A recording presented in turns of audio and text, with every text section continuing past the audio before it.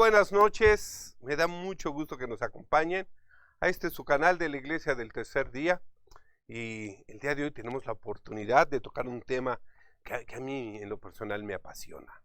Vamos a hablar sobre el libro que nos libró, no que nos hizo libros, sino que nos libertó, nos hizo libres. Y es que el andar de la palabra de Dios, desde Moisés hasta nosotros, ha sido un camino lleno de obstáculos y restricciones.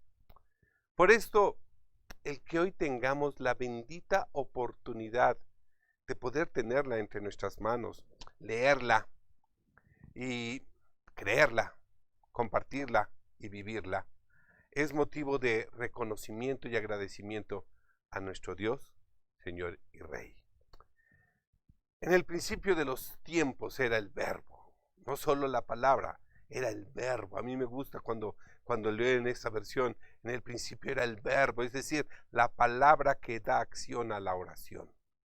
Esta palabra resonó en la inmensidad del abismo y quiero compartir con ustedes una fracción del libro de Génesis de esta Biblia que está en el Museo de Historia de la Biblia y que tengo la oportunidad del día de hoy de compartirles una fracción del libro del Génesis. Esta Biblia llegó a mis manos la primera vez, venía como nada más una fracción y venía como mezclada con otros fragmentos de otros libros.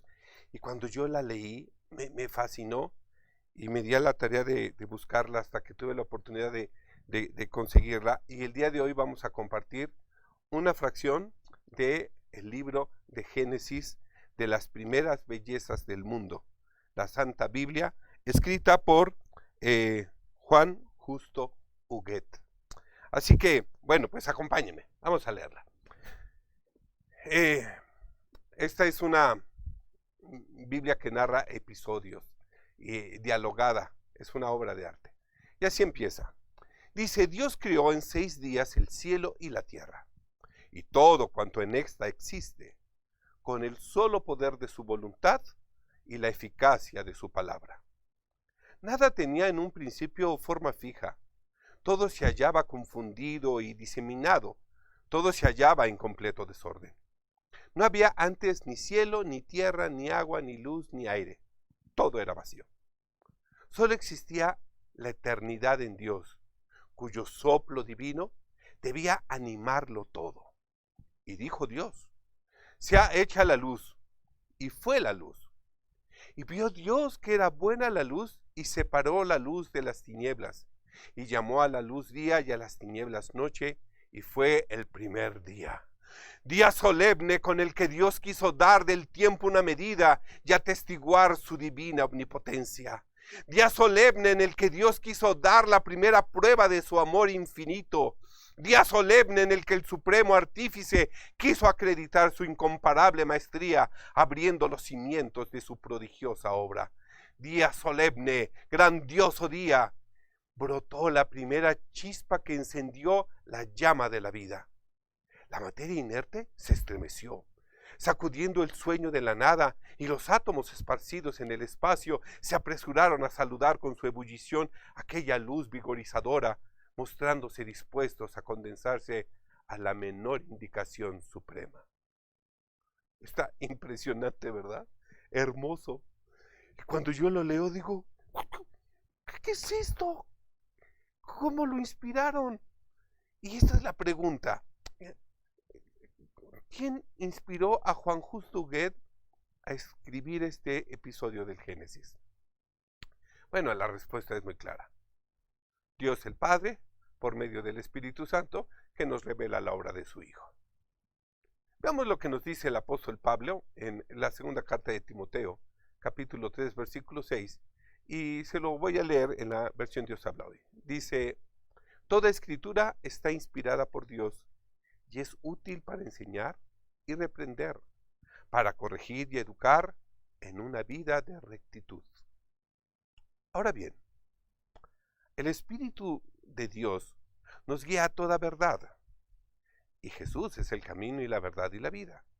De modo que el Espíritu Santo nos sigue inspirando y revelando la obra maravillosa de Jesús, aún hoy, aquí y ahora.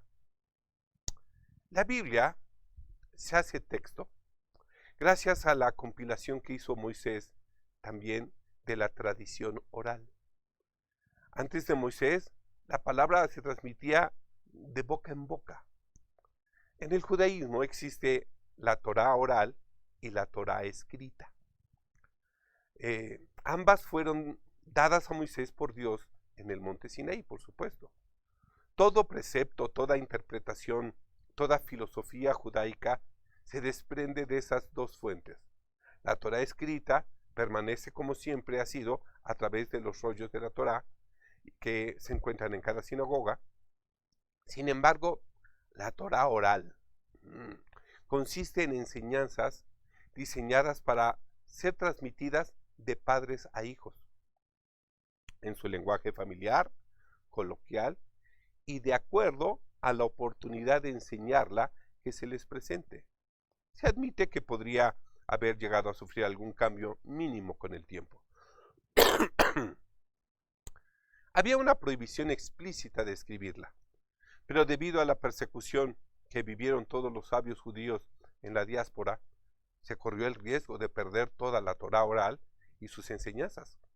Por eso se decidió escribirla, fijar así su significado a lo largo de los años.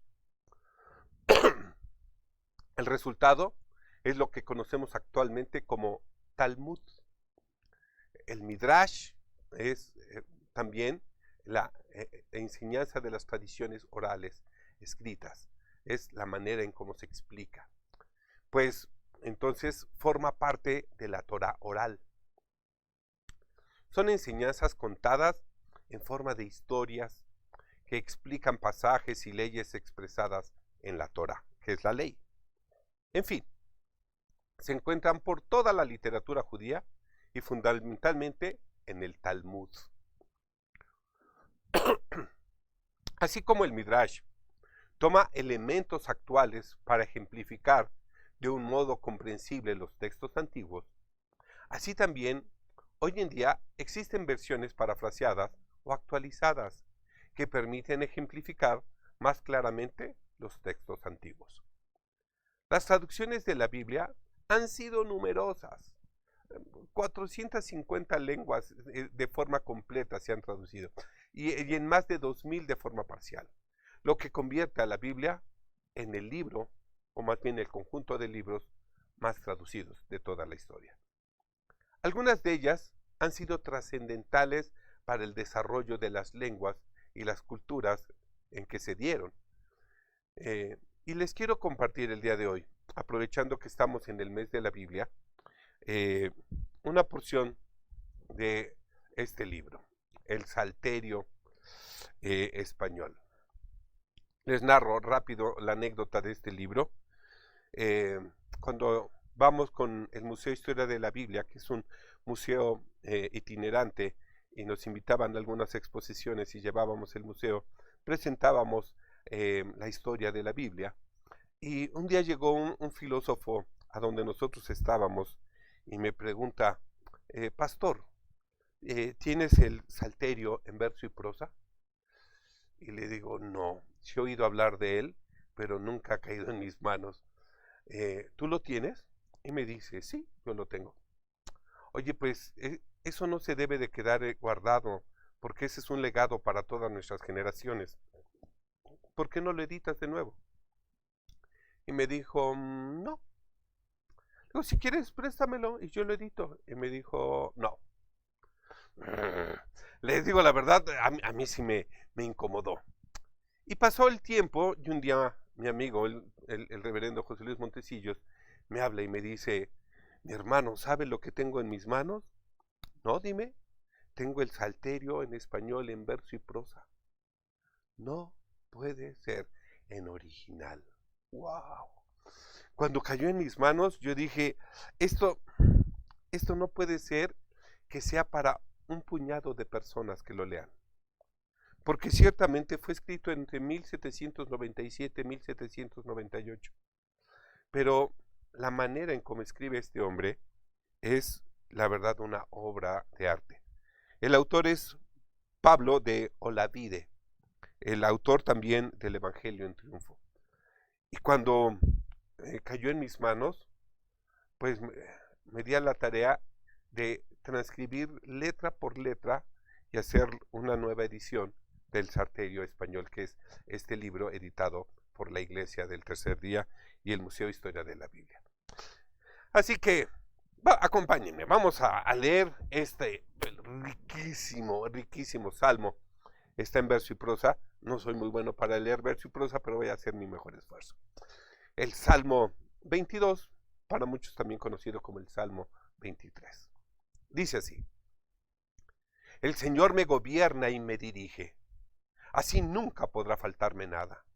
Y ya me ha establecido en un paraje de muchos pastos en que nada falta, en un feliz paraje donde abundan mullidas hierbas y corrientes aguas, aguas que fortifican, que consuelan y que mi alma convierten y restauran. Me condujo a las sendas deliciosas que a la justicia guían y a la patria. Y esto lo hizo por gloria de su nombre, del nombre santo que mis labios cantan. Porque, Señor, si entre las negras sombras de la pálida muerte me encontrara, sin temer ningún mal, firme andaría, porque tú estás conmigo y me acompañas. Ese báculo mismo que me rige, esa severa y saludable vara con que sueles, piadoso, corregirme, es lo que más consuela mi esperanza. Para mí, y a mi vista preparaste una mesa terrible, una muralla, que me resguarda de los enemigos que me persiguen con tan fiera hazaña. Y mi cabeza untaste con aceite mejor que los perfumes de la Arabia. ¡Ah, qué admirable que es! ¡Cuánto bendigo este cáliz de amor con que me embriagas! Y espero que tu gran misericordia me ha de seguir cuanto mi vida alcanza, para que habite en tu mansión divina los venturosos días que no acaban. Cuando uno lo lee, claro, a mí me hacen muchas veces la pregunta: pastor, ¿por qué hay tantas versiones de la Biblia? Es que es muy difícil, es prácticamente imposible que el lenguaje de una nación, del hombre, pueda explicar lo divino. Se tiene que recurrir a muchos lenguajes para poder tratar de transmitirlo. En estos versículos que acabamos de leer, el autor escribe algo maravilloso en su prefacio y dice: no hay versículo en ellos que no traiga consigo un cierto carácter de elevación y magnificencia, que muestra desde luego el dedo que le escribió. No es su elocuencia como la de los hombres que procuran con el oropel de las palabras cubrir la pequeñez de las ideas. El carácter de todas las santas escrituras es poder decir las cosas más altas con las palabras más sencillas, unir la elevación con la simplicidad y ser todas sublimes por lo mismo que sus expresiones son más simples, porque con ellas resalta más la grandeza de las ideas. Con estas miras he procurado despojar esta versión de todo aparato científico o erudito. La he reducido a la oración continua o un discurso simple, escondiendo todas las dificultades. Yo hubiera querido no quitarles la unción divina, el perfume de la santidad y el espíritu de devoción que respira todavía en estos cánticos sagrados, a pesar de sus muchas traducciones. Pero ¿quién puede lisonjearse de un don que no puede venir más que del cielo? ¿Cómo podrá un grosero mortal hallar palabras para explicar lo divino? Como un bálsamo tan aromático que exhala tantos deliciosos volátiles vapores de religión y virtud, se podrán conservar cuando los haga una profana y tosca mano. No es esto dado al hombre. Y aunque yo he hecho cuanto he podido para conservar su fuerza, su divinidad y sobre todo la relevante y decorosa majestad de sus conceptos, creo que me he quedado muy abajo de mi original. ¿Quién puede declararlo inefable, ni dar colorido con su estilo a conceptos que se pierden en las alturas o se esconden en sus profundidades. ¿Cuántas veces la pluma avergonzada del paralelo se me ha caído trémula de la mano? Pero me ha alentado con la esperanza de que el mismo, que inspiró al sagrado autor pensamientos tan divinos, podrá hacer que a pesar de mis defectos, pasen al corazón de los lectores o de los oyentes con todos los aromas divinos y vivificantes con que salieron de su original. Cuando yo leo esto en el libro del Salterio, a mí me fascina la manera en cómo pueden explicarnos por qué es tan importante buscar diferentes versiones de la palabra de Dios. Aquí tenemos la oportunidad también de leer una versión, la amplificada, parafraseada y armonizada, y el propósito es que también nuestras generaciones futuras tengan una Biblia que explique en su lenguaje actual, ¿sí?, las enseñanzas de las escrituras antiguas. No olvidemos que la palabra divina es el pan cotidiano del cristiano, que si el pan común le fue dado por Dios para alimento de su cuerpo, le ha sido dado para el alimento de su alma. Que Dios quiere que este sea el medio ordinario de que nos valgamos para entretener y entretejer nuestra relación con Él.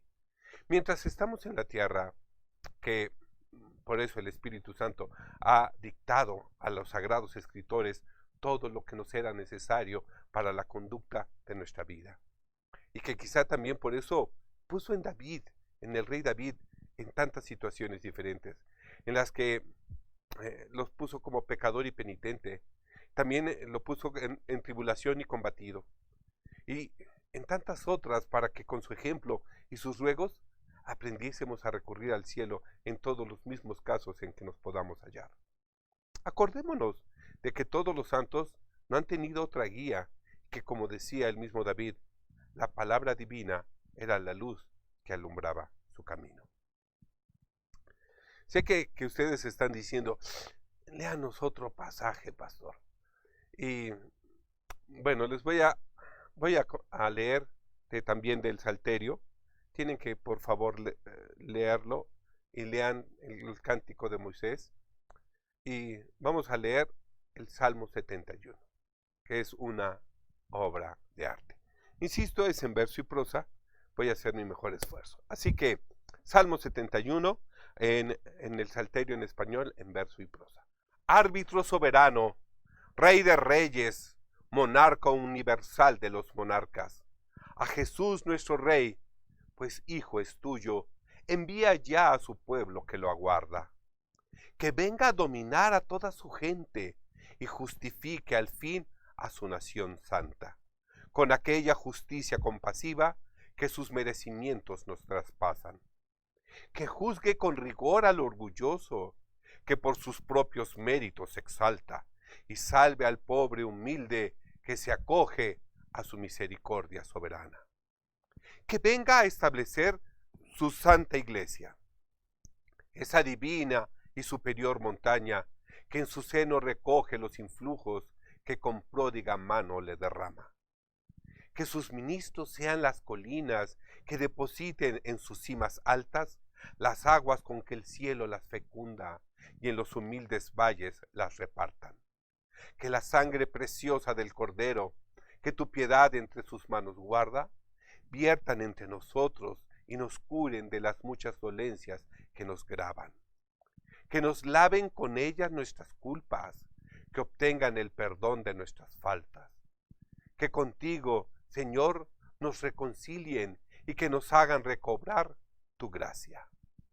Tú has querido, mi Dios, que Jesucristo, ese Hijo divino que tanto amas, fuese el único asilo, único apoyo en que pueda estribar nuestra esperanza.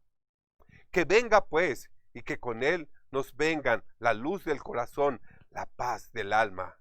Que venga y comunique su justicia a los pobres, que humildes por él claman. Que extienda su piedad hasta los hijos de los que en él pusieron su confianza. Y que justo castigue al que calumnia y que orgulloso de su ley se aparta. Que venga y permanezca con su iglesia, según ha prometido en su palabra, mientras el sol alumbra con sus luces y que la luna su esplendor no apaga.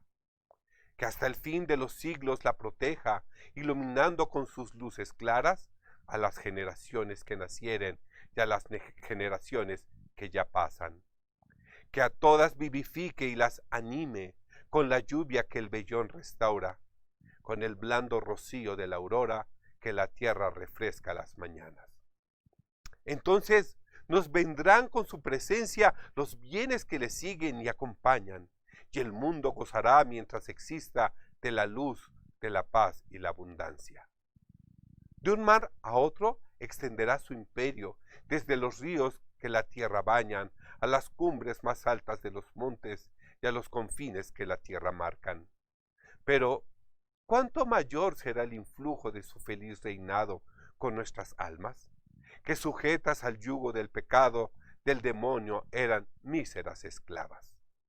Etíopes adustos y disformes, que un negro velo cubre cuerpo y cara, parecían los hombres denegridos con los muchos borrones de sus manchas.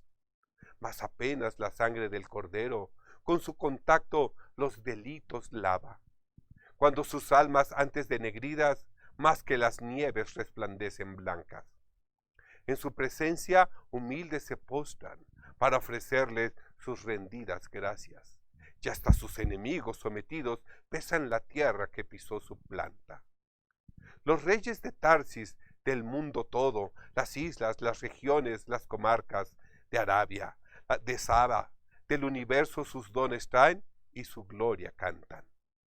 Todos los potentados de la tierra le adoran, se le rinden y le alaban. Y cuantos pueblos su extensión habitan, le reconocen y Señor le llaman.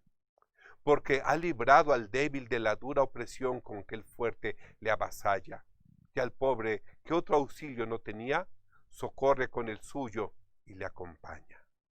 Al humilde sostiene con su brazo, perdona al que se aflige de sus faltas, y a todos los que en él fieles esperan, reconoce por suyos y los salva.